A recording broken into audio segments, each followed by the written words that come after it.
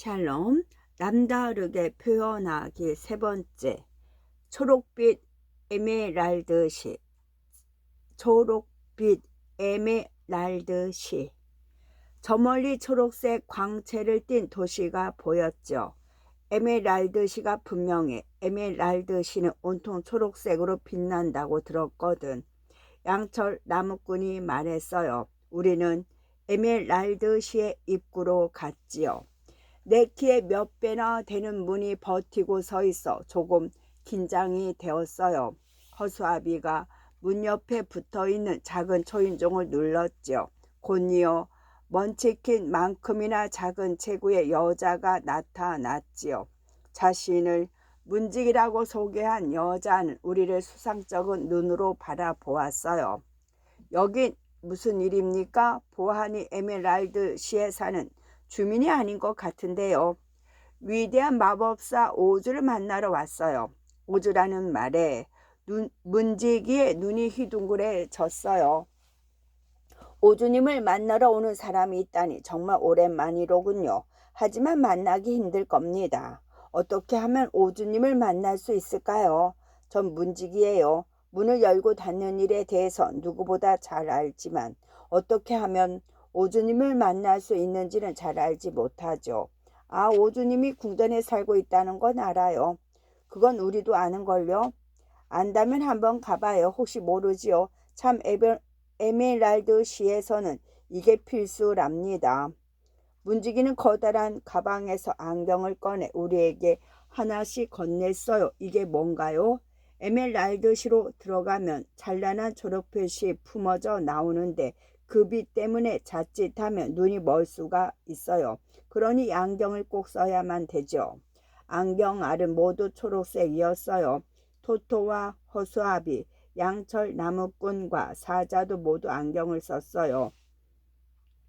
우리는 서로의 얼굴을 보며 웃음을 터뜨렸어요. 하하, 안경을 쓰니까 무지 어색해 보여.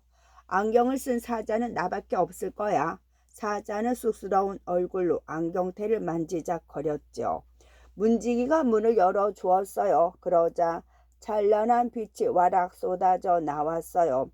안경을 썼는데도 불구하고 눈이 부셨죠.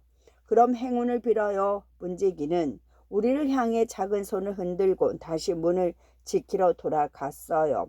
에메랄드시라는 말이 딱 어울리는 곳이야.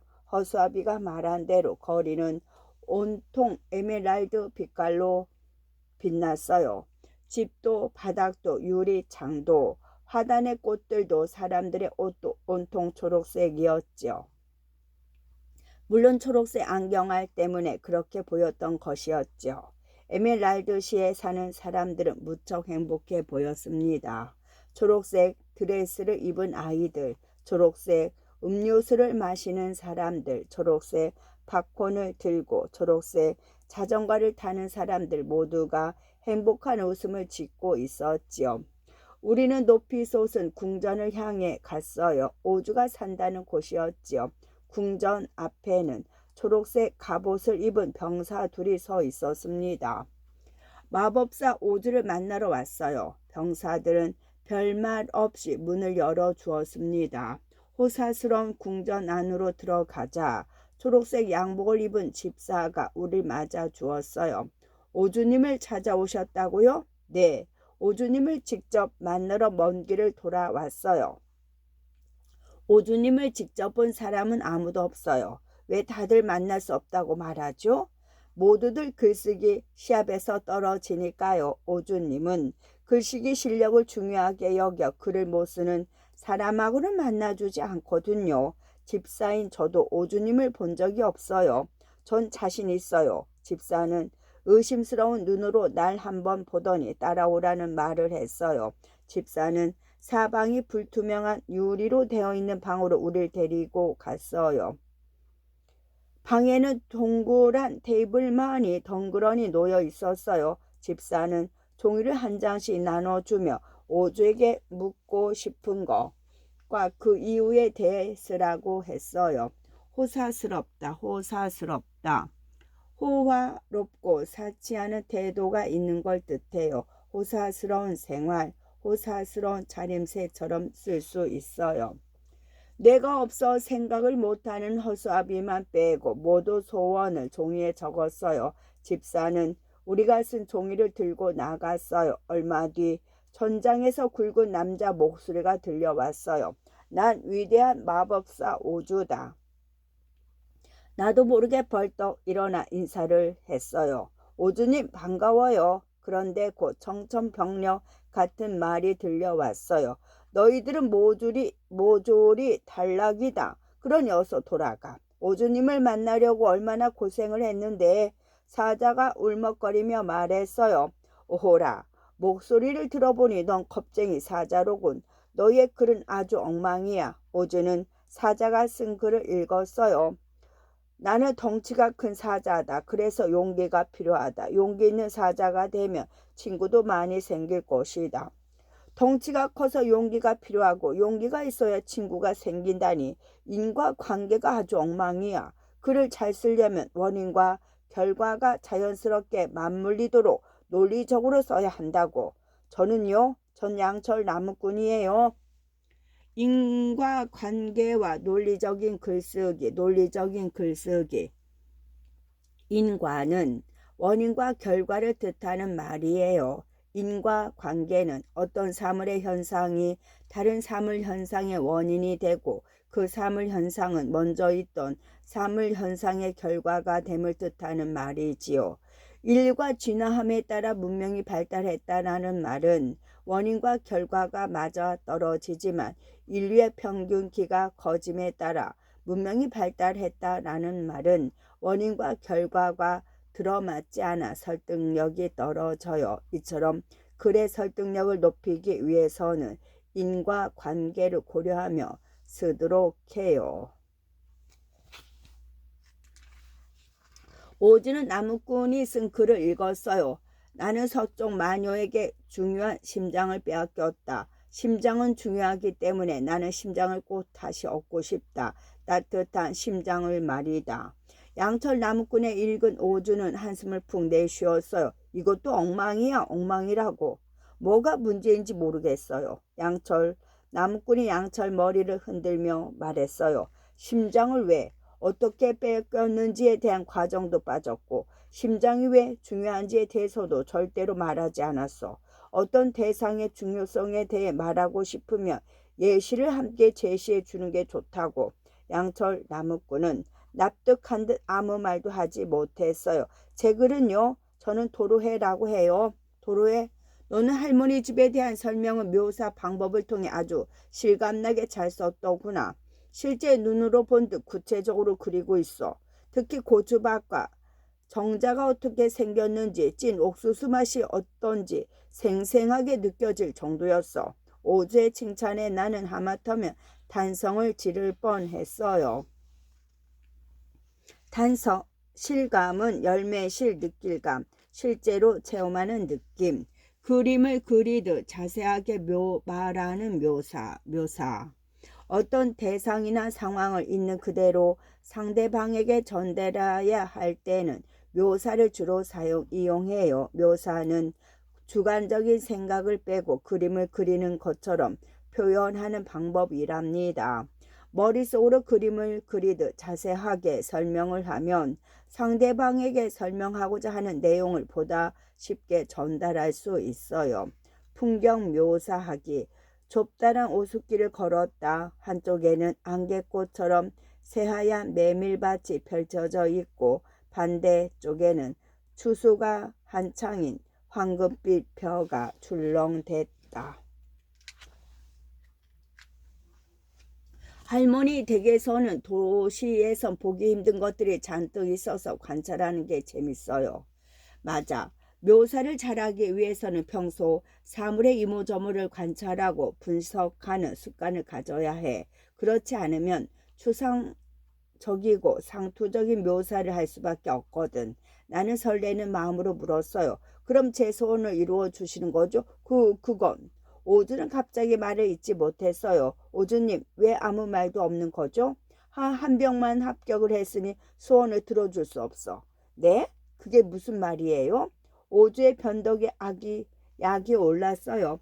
토토도 화가 나서 자그마한 발로 테이블을 콩콩 내려쳤어요.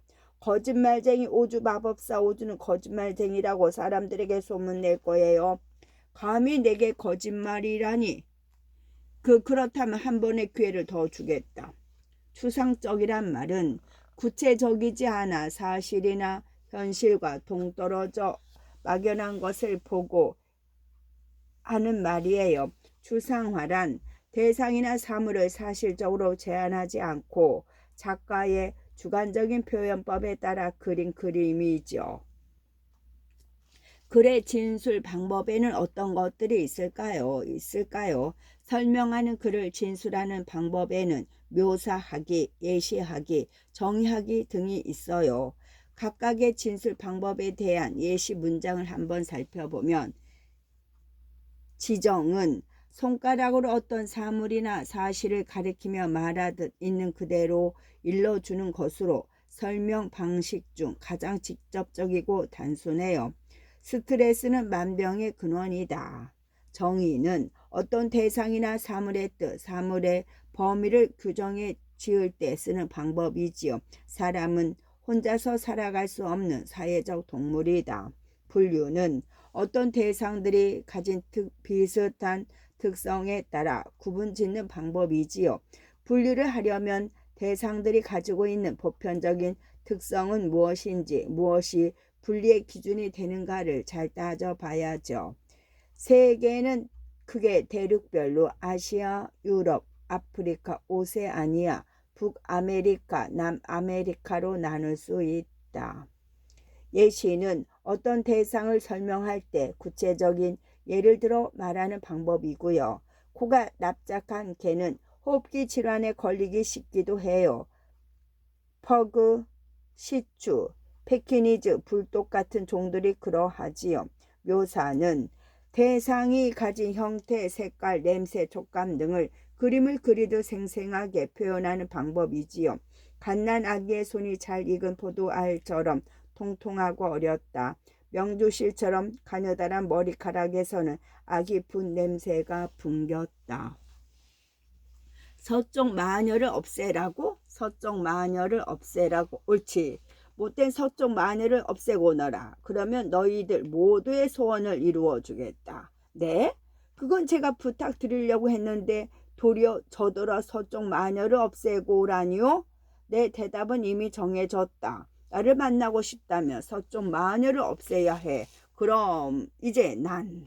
그 말을 끝으로 오주의 목소리는 더 이상 들리지 않았어요. 조금 뒤 집사가 들어와 우리를 성문 밖까지 배웅했어요. 성에서 시내로 내려가는 길에 햄버거 집이 있었지요. 호호 아줌마 집에서 먹은 게 마지막 식사였던 우리는 곧장 그리로 들어갔지요. 도로에 서쪽 마녀를 해치우러 갈 거야? 우리가 먹는 모습을 지켜보던 양철 나무꾼이 물었어요. 집으로 가려면 그 방법밖에 없긴 한데 하지만 누군가를 해치고 싶지 않아. 내가 주저하자 허수아비는 서쪽 마녀가 얼마나 사악한지 침을 튀기며 이야기해 주었죠. 죄책감을 갖지 않아도 돼. 서쪽 마녀는 요정들과 사람들에게 마법을 걸어 노예로 만들어 버린다고. 여기 양철 나무꾼도 서쪽 마녀의 마법에 걸려 이렇게 되었잖아. 그 말에 양철 나무꾼이 고개를 끄덕이며 동조했어요. 맞아, 아주 지독한 마녀지. 배를 채우느라 정신없던 사자도 거들었어요. 내 친구는 서쪽 마녀에게 잘못 걸린 바람에 순식간에 사자에서 개미로 변했다고. 그 이후로 그 친구를 보지 못해서 너무 작아서 알아볼 수가 없었거든. 듣고 보니 서쪽 마녀를 없애는 게 맞다는 생각이 들었죠. 죄 없는 이들을 그렇게 괴롭힌다니 반드시 벌을 받아야 한다는 마음이 들었습니다. 좋았어. 못할 것도 없지. 서쪽 마녀를 물리치러 가자. 그러고는 모두의 소원을 이루는 거야. 의기투합한 우리는 서쪽 마녀가 지배하는 땅으로 갔어요. 을씨년스러운 분위기의 마을에 도착해 주변을 살피는데 하늘에서 우렁찬 목소리가 들려왔어요. 입에 칼날을 품은 용맹한 전사들이여 출격하라.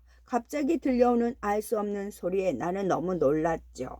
양철 나무꾼은 목소리의 정체를 알고 있었어요. 눈이 밝은 서쪽 마녀가 우리가 온 걸 눈치채고 부하들에게 명령을 한 거야. 서쪽 마녀는 상징법으로 명령을 내려. 양철 나무꾼의 말이 끝나기 무섭게 회색 늑대들이 나타났어요. 입에 칼날을 품은 전사는 바로 날카로운 이빨을 가진 회색 늑대들을 상징한 말이었지요. 양철 나무꾼이 날카로운 도끼를 지켜들고 앞으로 나섰어요. 회색 늑대 한 마리가 우리를 향해 달려들었어요. 양철 나무꾼은 날카로운 도끼를 힘껏 휘둘렀지요. 그러자 회색 늑대가 캐갱 소리를 내며 나동골아졌습니다. 그 녀석이 대장이었는지 나머지 늑대들은 공격할 엄두도 내지 못하고 뒷걸음질을 쳤어요. 회색 늑대들이 겁먹은 틈을 타 서쪽 마녀가 사는 성으로 달려갔어요. 그런데 하늘에서 또 다른 명령이 떨어졌어요. 불길한 어둠이여 나타나라. 이번엔 뭐지? 명령이 끝나자 하늘에서 푸드덕거리는 소리가 났어요. 엄청난 숫자의 까마귀 떼가 날아오는 소리였지요. 까마귀가 바로 불길함을 상징하는 거였어. 비둘기가 평화가 되는 상징법. 비둘기가 평화가 되는 상징법. 추상적인 사실이나 생각, 느낌 따위를 대표성을 띤 기호나 구체적인 사물로 나타내는 일을 상징이라고 말해요. 즉 상징법은 어떤 사물이나 관념의 특징 또는 의미를 직접적으로 나타내지 않고 다른 사물이나 관념에 의해 암시적으로 표현하는 방법이지요. 예를 들어 평화를 직접적으로 말하지 않고 평화를 상징하는 비둘기로 대신해 말을 하는 것입니다. 해는 희망을 상징하고 호랑이는 용맹함을 상징하고 십자가는 기독교를 상징하고 자유의 여신상은 자유와 민주주의를 상징하고 돼지는 복을 상징하죠. 토토가 화들짝 놀라 말했어요. 까마귀 떼는 우리를 향해 빠르게 돌진했어요. 까마귀들 쫓는 건 내 전문이지. 다들 뒤로 숨어. 허수아비가 두 팔을 쫙 벌리고 눈을 부릅떴어요. 그러자 까마귀들이 겁을 먹고 공중에서 버둥거렸어요. 마무리는 내가 할게. 양철 나무꾼이 도끼를 휘두르자 겁에 질린 까마귀들이 허겁지겁 도망쳐 날아갔어요. 회색 늑대에 이어 까마귀까지 무찌르자 서쪽 마녀가 모습을 드러냈어요. 이 건방진 놈들 감히 내게 도전을 해. 장뜩 약이 오른 서쪽 마녀가 우리를 쏘아보았어요. 대포만큼 빠르고 단단한 콩들아 가라. 마녀가 소리치다 동글동글한 난쟁이들이 사방에서 튀어나왔어요. 저 난쟁이들은 왕키족이야. 원래 온순한 성품을 지녔는데 서쪽 마녀의 마법에 걸려 부하가 되었어. 윙키들이 우악스러운 소리를 내며 달려왔어요. 우리는 윙키들을 피해 요리조리 도망쳤어요. 윙키들은 짧은 다리를 가지고 있었지만 무지하게 빨랐어요. 덕분에 금세 붙잡히고 말았어요. 나무꾼은 마법에 걸린 윙키들을 다치게 하고 싶지 않아 도끼를 휘두르지 못했어요.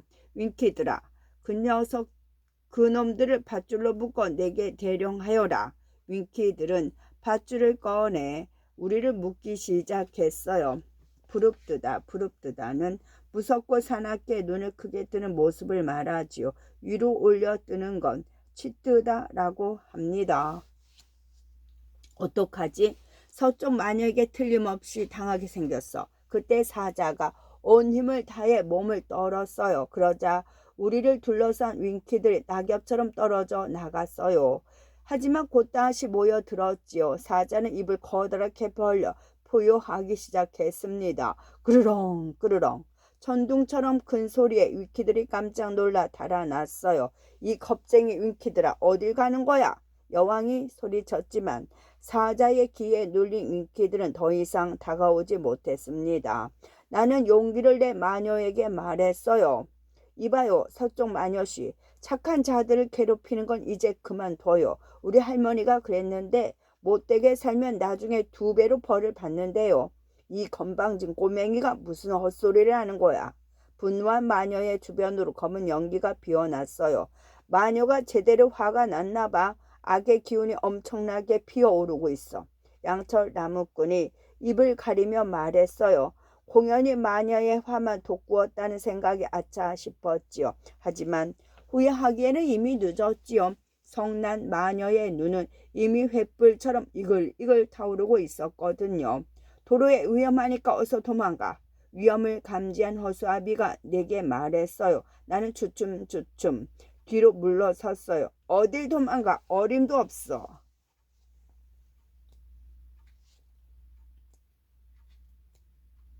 소원을 들어줘요. 소원을 들어줘요.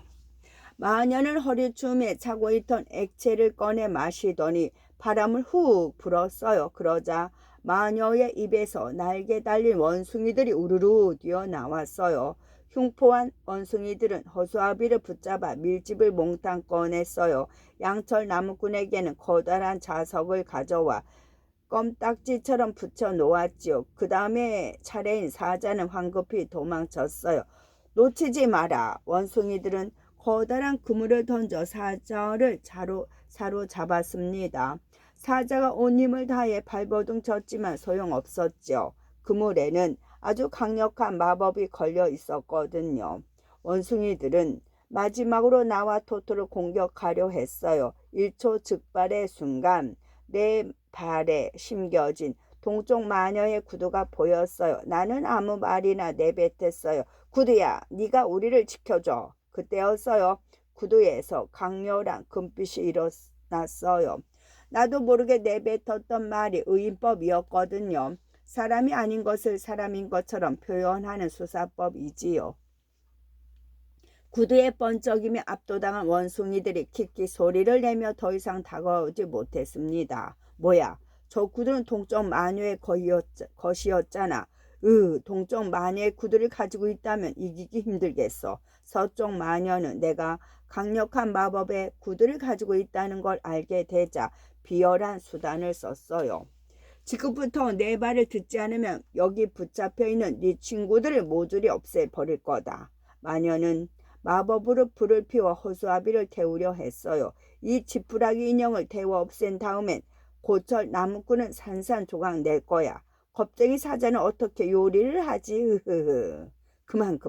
뭐든지 할 테니 제발 내 친구들을 괴롭히지 말아주세요. 키키, 진작 그렇게 나올 것이지. 그때부터 난 꼼짝없이 마녀의 청소부 신세가 되었어요. 친구들은 밧줄에 묶인 채 헛간에 갇혀버렸지요. 나는 냄비와 주전자를 빛이 날 때까지 닦아야 했어요. 바닥도 1시간마다 닦았고 화장실도 광이 날 만큼 깨끗이 청소했어요. 토토와 사자가 굶어 죽지 않도록 헛간에 몰래 음식도 가져다 줘야 했고요. 무엇보다 가장 힘든 건 마녀가 쓴 주문을 태고하는 일이었습니다. 서쪽 마녀가 오주의 나라를 자기 것으로 만들기 위해서 사전만큼이나 두꺼운 분량의 주문을 써 놓았거든요. 마녀는 날 억지로 의자에 앉히고 태고를 시켰어요. 태고란 글을 지을 때 여러 번 생각하여 고치고 다듬는 것을 뜻하지요. 비슷한 말로 글 다듬기, 윤문이 있어요. 어서 문장을 다듬고 어색한 문장을 고치란 말이야. 그래야 내 주문이 힘을 발휘한다고. 확실히 마녀의 글은 엉망이었어요. 주문의 호응도 맞지 않았고 길이 너무 길어 읽기가 힘들었지요. 틈만 나면 적소사를 갖다 붙여 문장이 지저분한 건 말할 것도 없었고요. 마녀의 주문을 완벽히 태고하기 전에 얼른 이곳을 탈출해야 해. 그렇지 않으면 오주의 나라가 마녀의 마법으로 엉망이 되고 말 거야. 마녀가 골아떨어져 자던 날 묶여있는 친구들을 탈출시키기 위해 헛간으로 갔어요. 하지만 주문이 걸린 밧줄은 사자의 튼튼한 이빨로도 양철 나무꾼의 도끼도 끊어낼 수가 없었죠. 도로에 마녀의 약점을 찾아봐. 양철 나무꾼이 말했어요.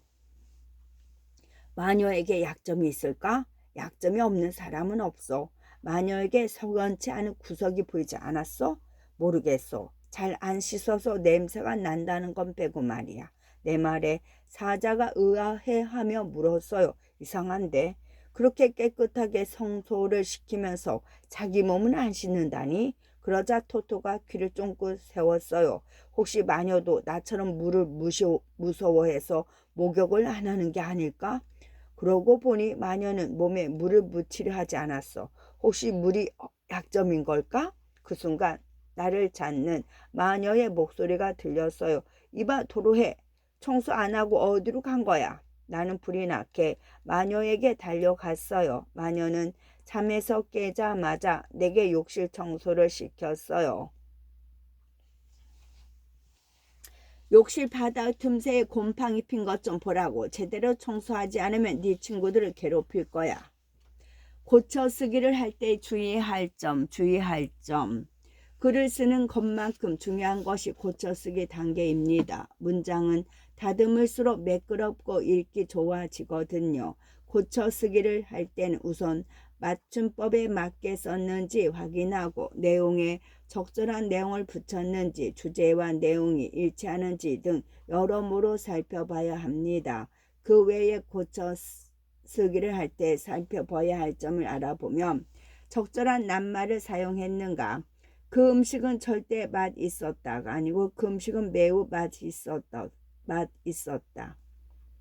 절대라는 부사는 부정어와 함께 쓰이니 맛이 있었다는 찬사에 적절치 않아요. 문맥에 맞는 낱말을 써야 되죠. 각 문단의 중심 내용이 적절한가 살핍니다. 나는 파일럿이 꿈이다. 하늘 위에서는 구름을 만질 수 있나? 나는 파일럿이 꿈이다. 파일럿이 되어 하늘을 자유롭게 누비고 싶다가 좋겠고, 파일럿이 꿈이라는 중심 내용 뒤에 구름을 만질 수 있나 하는 의문을 붙이는 건 적절치 않아요. 불필요한 내용은 빼고 부족한 내용을 추가해요. 그래 호흡이 적절한가?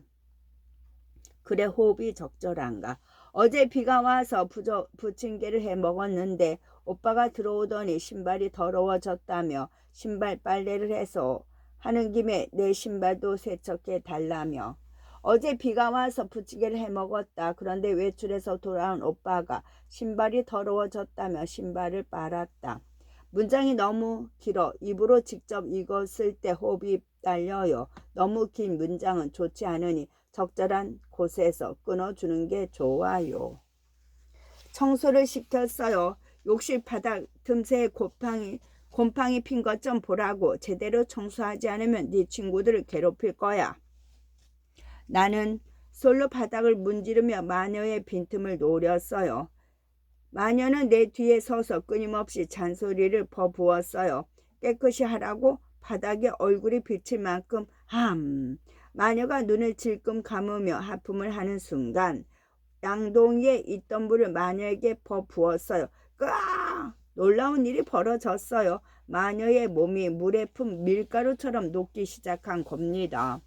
마녀는 비명을 지르며 온몸을 비틀었어요. 마녀는 순식간에 끈적한 반죽이 되었지요. 사람의 형태는 찾아볼 수가 없었지요.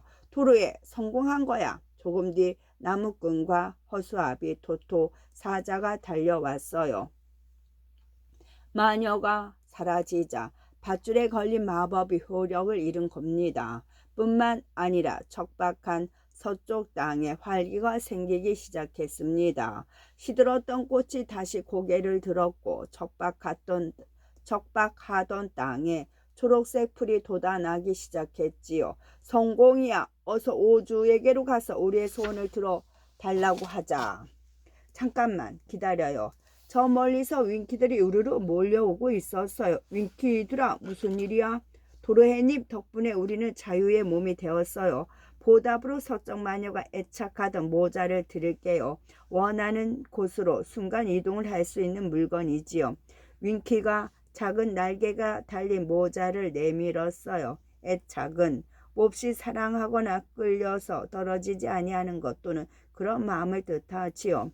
옳거니 이걸 쓰고 에메랄드 시로 가면 되겠구나. 우리는 모자의 힘을 빌려 오주가 사는 궁전으로 이동했습니다. 그런데 안경이 없어서 너무 눈이 부셨어요. 시력을 잃을 정도였죠. 다행히 집사가 안경을 가져다 줬습니다. 서쪽 마녀를 물려쳤다는 소식을 들었습니다. 이젠 정말 오주님을 만날 수 있는 거지요? 아직 안 됩니다. 오주님께서 마녀를 죽이게 된 과정을 글로 써야만 만나 주겠다고. 말도 안 돼. 약속대로 서쪽 마녀를 없앴잖아요. 집사는 고개를 저었어요. 까짓거 하지 뭐. 나는 서쪽 마녀를 물리친 과정을 아주 자세히 적어냈어요. 그런데 오주에게 보낸 글이 번번이 돌아왔어요. 오주는 끊임없이 퇴고를 시켰어요. 마침 서쪽 마녀가 내게 그랬던 것처럼요. 퇴고를 제대로 하지 않아 만날 수 없다고 하십니다. 이해할 수 없었어요. 서쪽 마녀의 주문을 매일같이 고친 덕분에 퇴고에는 자신이 있었거든요.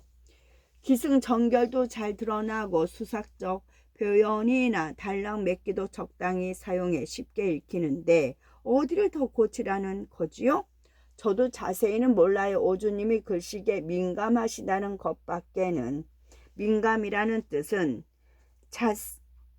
재빠를 느낄감, 자극에 빠르게 반응을 보이거나 쉽게 영향을 받는다는 뜻입니다.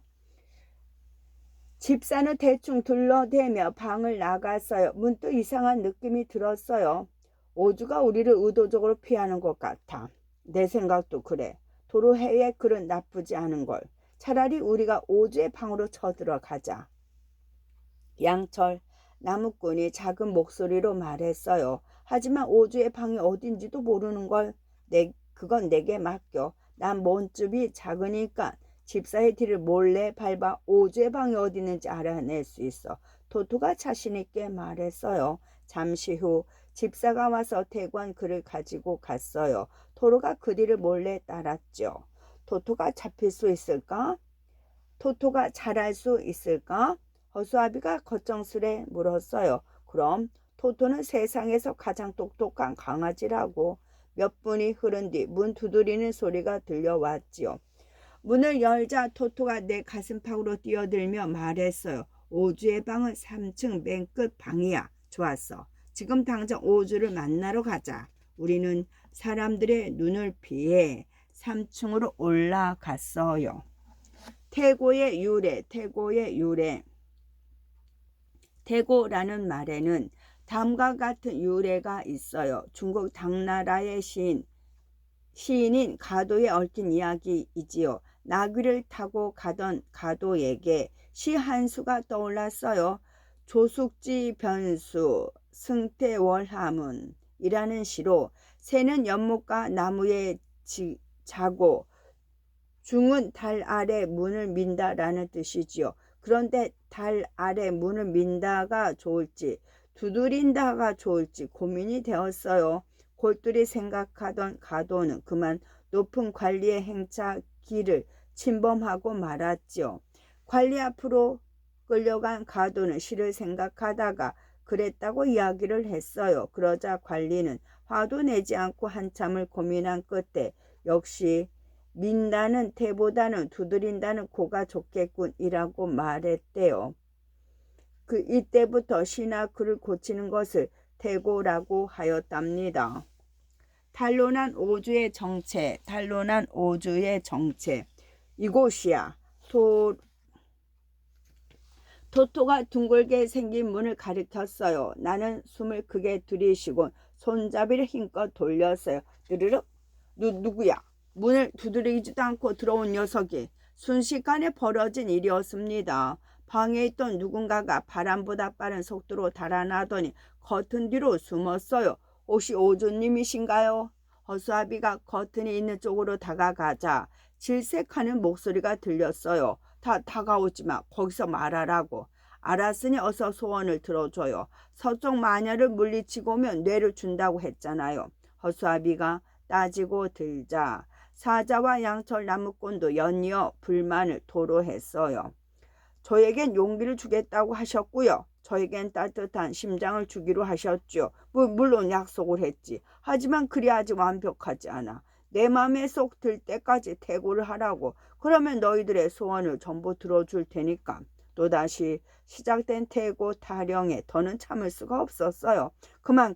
언제까지 그를 완벽히 고치는 일에만 매달릴 거예요. 그런 건 지금 중요하지 않단 말이에요. 토로는 토할 토자에다 이슬로 마음에 있는 것을 죄에다 드러내서 말하는 것을 말합니다.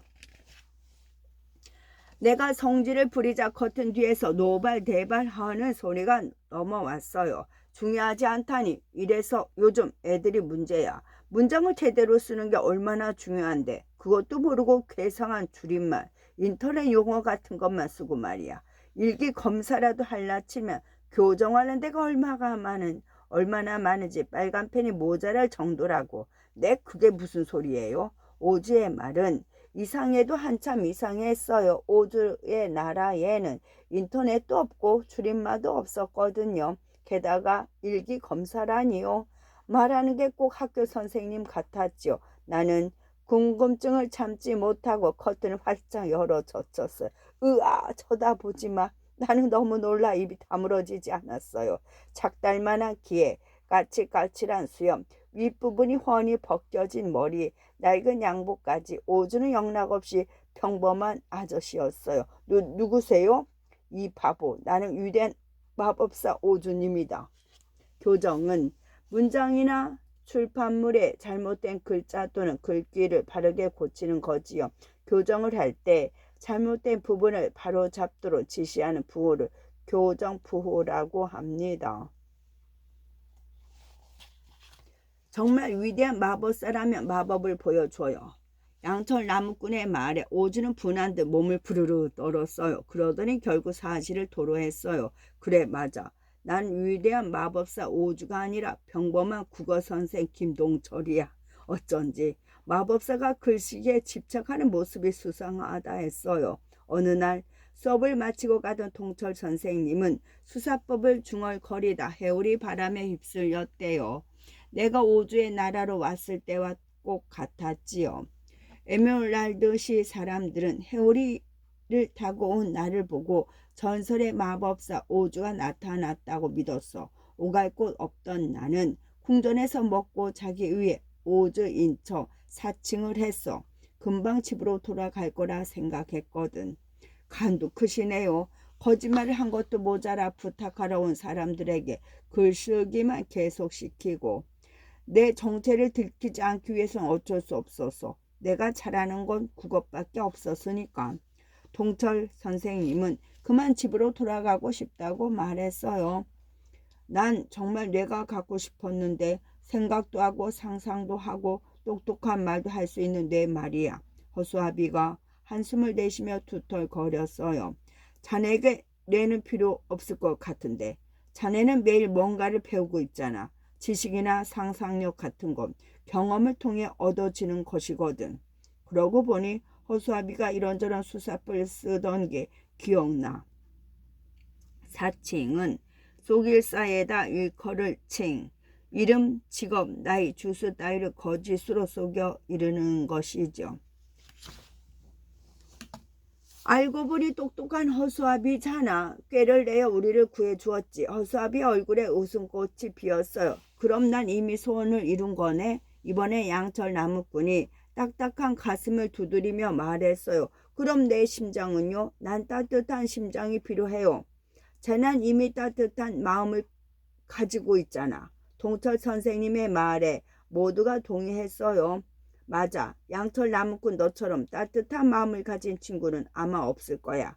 허수아비의 말에 양철 나무꾼이 감동의 눈물을 흘렸어요. 마지막으로 사자가 나섰어요.